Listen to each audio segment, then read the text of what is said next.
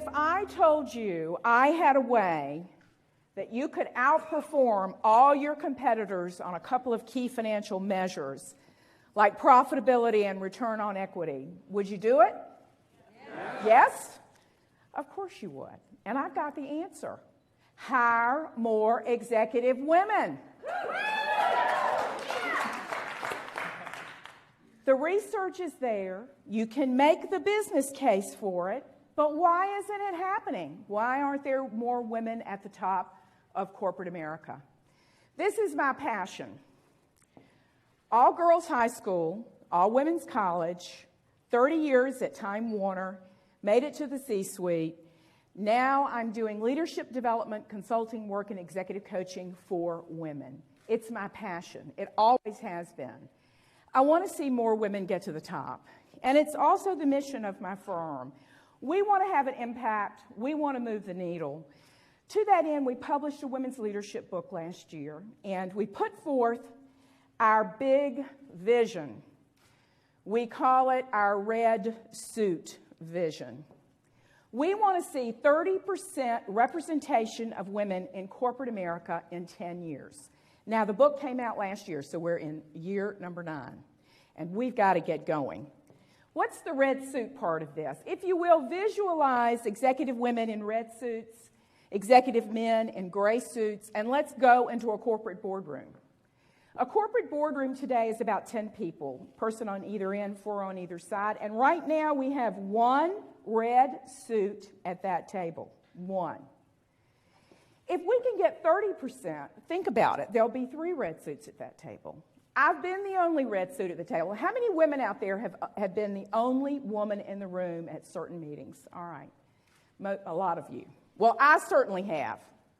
And it doesn't feel real comfortable. You feel awkward. You sort of want to blend into the wallpaper and so people don't really know you're there. Hard to get your voice out. I'm now on a board of 12, and there are 4 women on the board. Do you know what a difference that is, how empowered I feel to speak up right from the beginning, getting my voice at the table? So that's what we want to say. We think 30% is a tipping point. We think when there are 30% women at the top of corporate America, the dialogue, the conversation will change. And I'm not advocating for all women at the table or all men at the table. We need both.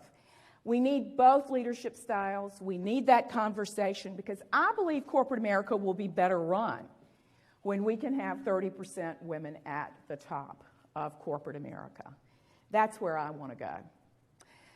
So in my firm, we've talked about what's going on here, what's not happening. Why aren't there more women? If you'd asked me at the height of my career, would I be up here talking about this? I would have said, oh, no, it's all going to be fixed. But it hasn't been fixed. So let me start. Some of you folks out there may be saying, did she say there's research that proves this? Let me show you the research. So I got you, didn't I? I knew what was going on in your heads. There's research, and I will, if you give me your card on the break, I will send it to you via email. There's research out there that having more women in senior management improves your financial performance, increases your level of innovation, which you'll be hearing about today. And on certain measurements like leadership and accountability, you get better rankings. So there's a lot of data out there saying it makes sense to have more women on boards and more women at the top. So let's talk about that good news that has happened for women. Things have changed since I started my career long ago. And so we are making progress, and let me share some of that with you.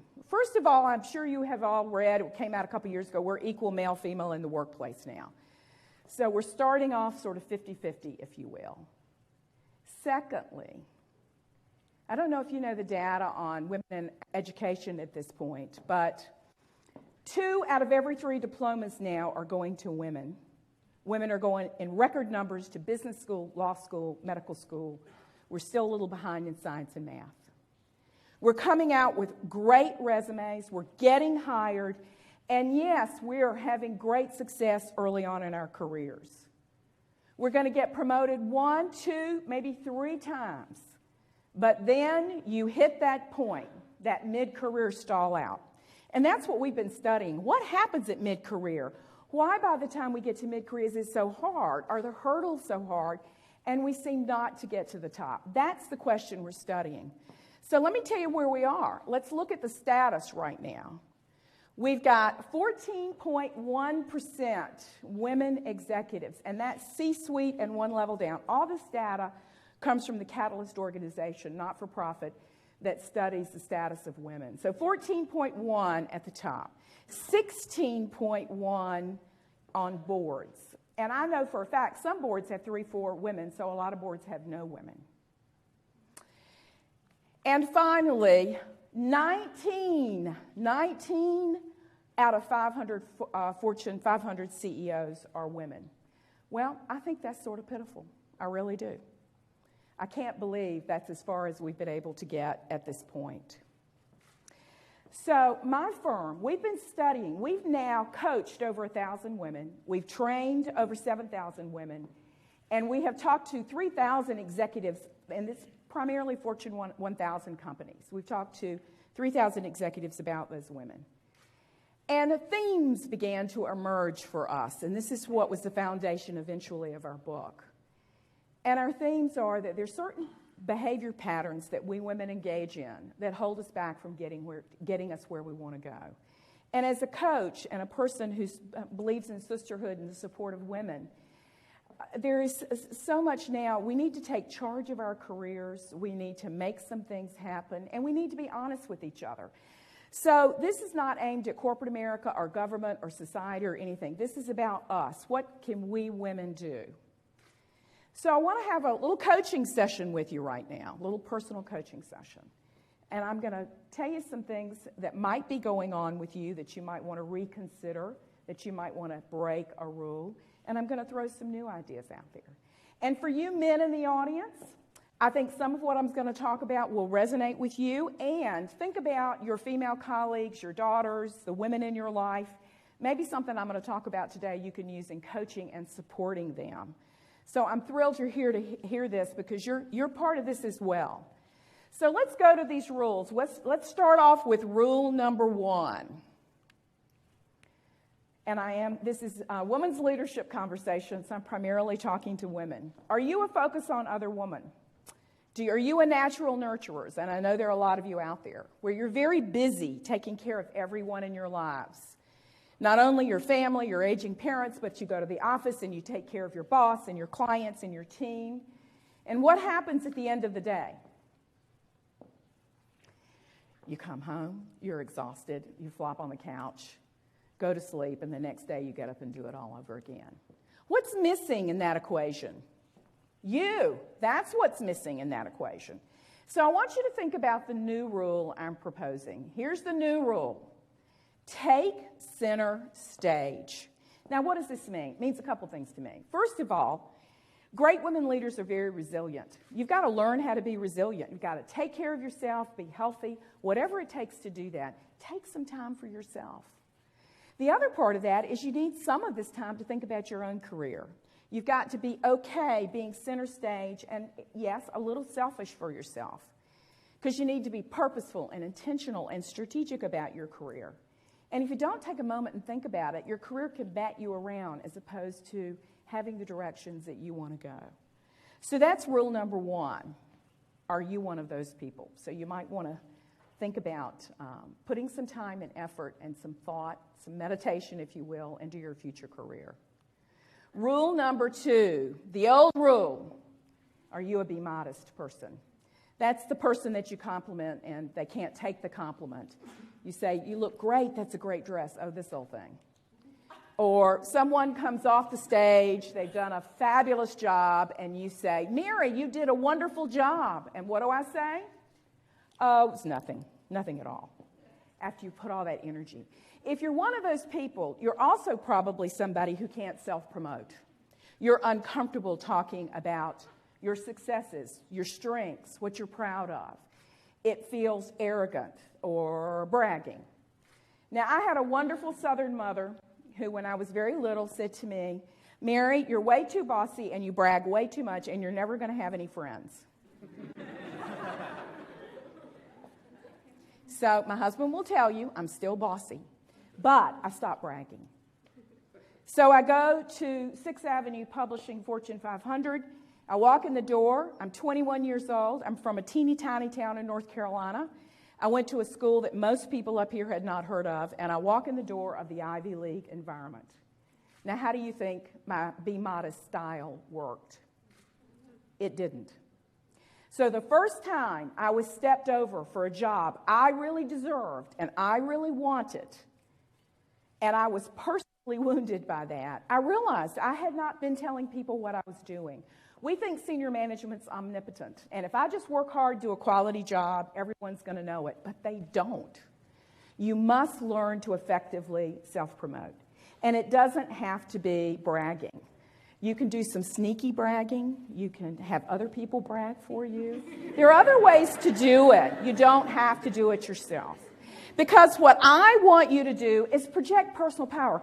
You know, people who have that inner core confidence that what they're doing is really good, they bring the passion to the conversation. And they say, I had such a great time at the TED Talk. You know, I love talking to people about my favorite topic.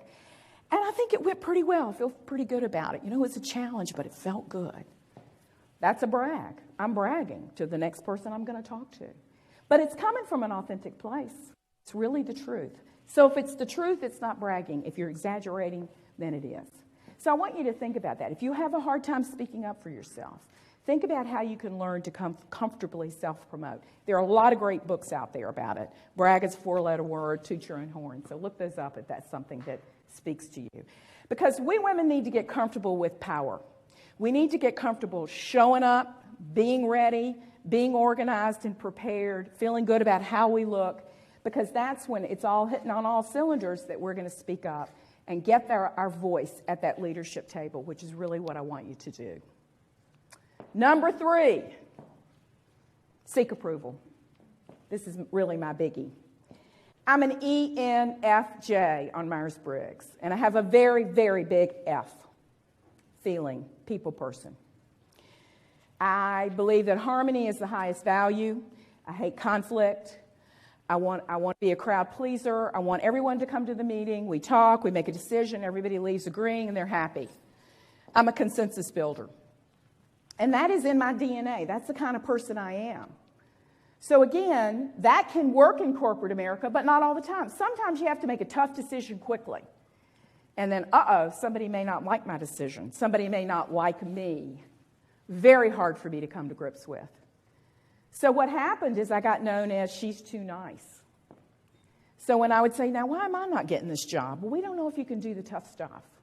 So I had to do what I'm telling you all to do. Figure out how to remain true to who I am, ENFJ, and be an effective, powerful, senior woman leader. How am I going to do this?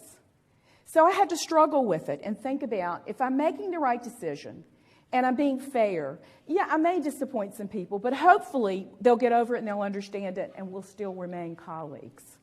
So I had to get a little tougher about it. Another seek approval point of view is sort of picking places to work where you love everybody that you're going to work with, because that's your highest value.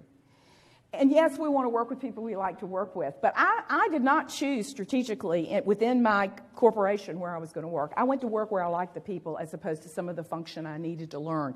So it took me longer to get where I wanted to go, to the C-suite. It took me a lot longer. And finally, the seek approval person goes into the boss in the supplicant position and asks, may I please do that? We're always asking for permission, sort of the good girl thing. You need to get empowered. I want you to consider the new rule. Proceed until apprehended. Be courageous. Be brave. Go do it. Ask for forgiveness. Don't ask for permission. Be empowered. That's how management looks at us. That's when we get noticed, because we're out there doing it. We're not afraid to go ahead and do it. Now, am I telling you to go off like a loose cannon and do something crazy? No. But what I am saying, think about, are you one of these be modest people? And I'll digress a minute. I've spent a long time in my life trying to get the people around me to do what I wanted them to do, to be who I wanted them to be, and you know how effective that is. It's not. And in coaching, what I coach my women to do is to change on the margin. Do a little something. We have to be who we are, or we'll be phony, and it will not work if you're phony. So you have to figure out how to be true to yourself and be more effective. And right now, in corporate America, there's so few of us at the top that it's hard to, it's a struggle. It's not easy. I'm not saying anything I'm talking today about is easy, because it's a struggle to figure out how to be both and feel good about ourselves. But I want you to think about your clicker, click up a notch, down a notch. That's all I want you to do. And if you leave here being willing to do one thing differently, I will be thrilled. So listen as I go through. If your number one has not come up yet, hopefully I'll hit it before we finish. Number 4, all or nothing thinking. Are you a black and white thinker? Do you want to see everything one way or the other? I think as women in our personal lives, we deal really well with our the fuzziness of the messiness of our personal lives. I think we do a great job. But when we get in the workplace, we want it to be neat and tidy, fair, organized, no ambiguity, no gray space. And as you know, the world today is full of gray space. And we got to get comfortable living in that, feeling uncomfortable about it. We rush to check it off our list so that little niggly thing hanging over your head at work is done. And we shut off options. Don't shut options off until you absolutely have to. So what I want you to think about is both and. I'm not generally a black and white thinker, but when I'm tired and emotional, I'm a black and white thinker. Well, I've had it. If this corporation thinks they're going to continue to do this to me, they're wrong. I'm through. I've had it, the last straw, whatever your words are, and I'm leaving. And I have been there a couple of times when I was really ready to quit, and I was really coming from an emotional place. So I was very much seeing it black and white. I've got to leave. I'm going to opt out and forget it. You need truth tellers in your life. You need people you can go to talk to when you get to that emotional moment. Somebody who can pull you back and get you back over to your rational brain and have you think through pros and cons. Maybe you should leave. I don't know. But don't do it in an emotional huff. And be willing to live in the gray space. That's what leaders today have to do. Live in the world of ambiguity. And we as women have to get comfortable doing that. All right. How many people here think if you just worked harder, you'll get promoted? How many out there? Yeah. Some of you are right. If you're early on in your career, working harder is what you need to do, because you're building your craft, your skill. You show them that you will work hard and it's needed. But when you get to mid-career, working harder is not going to get you there. What's going to get you there is being politically savvy. And I will tell you, from all the women I coach, this is the one they hate the most. Office politics. Ugh. Don't want to even talk about that. Something sort of tainted, dirty about politics. Well, let me tell you, you have to know how your organization works. You have to know how it really works, behind the curtain as well as in front of the curtain. Who are the power players? How do you get promoted? How are decisions made? Are decisions made in the meeting or the meeting before the meeting? If it's meeting before the meeting and you don't get talked to, then you don't get your voice at the table. So you've got to take some time and be an observer. Be savvy, be smart. I will tell you, the first day I walked into Time Incorporated, I met Linda. She's still my dear friend. And I came to find out that Linda was the most politically savvy person I've ever met in my life. She was never wrong. We'd come out of a meeting scratching our heads, and I'd say, "What do you think just happened there?" She said, she said, "I think this." I said, No, I think that." She was always right. So if you're not good at this, if you can't read between the tea leaves, get a Linda. Find a Linda. Find a Larry. Find somebody. Go find somebody who can help you do this. The second stage of this, I leave in your hands. What you decide to do with all the information you come up with, that's when you get political. That's your choice. That's your moral compass and code. You decide how you're going to do that. But to be in a corporation in mid-ranks or higher up and to think you don't have to understand the political structure of your organization is very naive. And so we women see, personally, we'll handle it. You want to get your kid in a certain school or a certain teacher, we women will be as political as we need to be to make it happen. But when it comes to our careers, and in our career, we don't want to do it for ourselves. So we can do it. We have the skill and talent to do it. It's a decision about how you do it. It's a nuance. I'm going to end on my favorite. Are you playing it safe? Are all your pots on simmer? You know just how your day is going to be. You know exactly when you leave home in the morning how it's going to feel. and you may be just a tad bored, you're in your comfort zone. You feel good about that. All right, the phone rings, the big boss is calling you, and the big boss says, got a fantastic stretch assignment for you. Really want you to do it. What's going through your head? Are you saying, yeah, let it be me? Or are you saying, oh, no, don't let it be me. I'm not ready for this. I don't want to do this. This is too scary. What that boss has done is put you out of your comfort zone, and it doesn't feel very safe. It feels very scary and very risky because, hey, maybe I can't do this job. Paradoxically, when we're out of our comfort zone and feeling awkward, we're growing. So it's a good place to be. It's a very good place to be. We women think we need to know 80% of a new job. Men think they need to know 20% of a new job. Kudos to you men. You know what they're saying?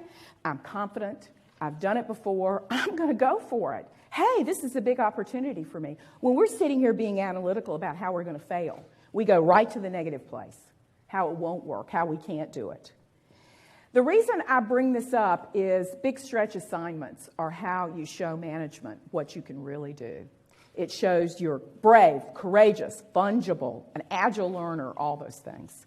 So it really puts you in such a strong position because I want all you women out there to be one of my 30%. I want you to help me get 30% up in the ranks. So whatever your career dreams are, wherever you want to go with your career, I want you to have it. So I want to end with my favorite Eleanor Roosevelt quote.